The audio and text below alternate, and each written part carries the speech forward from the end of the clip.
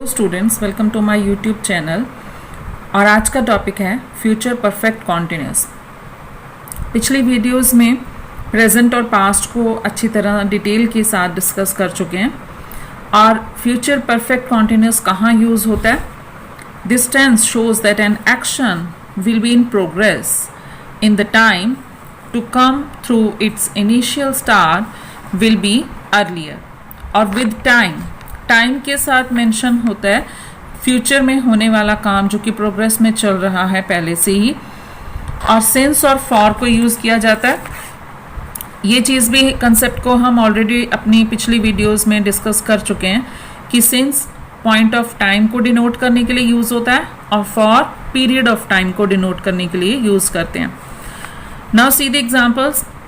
I shall have been teaching for 20 years by next July. अगली जुलाई में 20 साल हो जाएंगे मुझे पढ़ाते हुए। I shall have been teaching for 20 years by next July.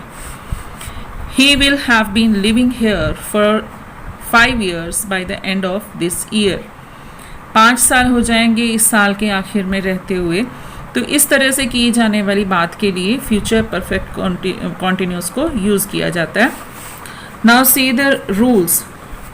Positive statement के लिए जो रूल यूज़ करेंगे, विल हैव बीन या shall have been first form of the verb with ING. और ये ऑलरेडी हम डिस्कस कर चुके हैं कि विल किसके साथ लगता है और शैल किसके साथ लगता है।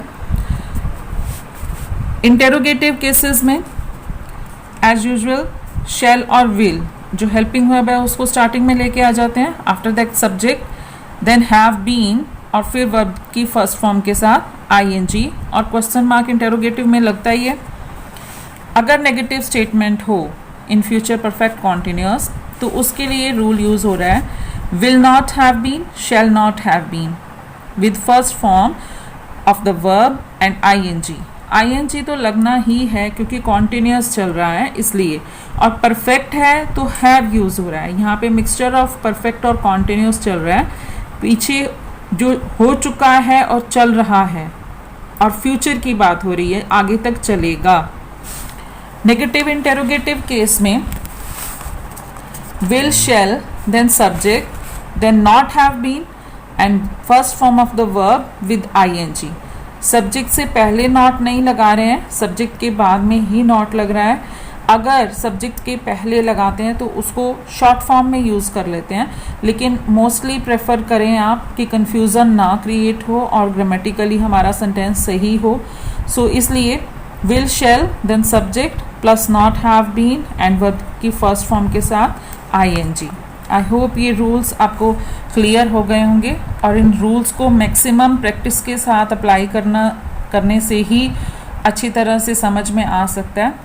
So thank you for watching this video.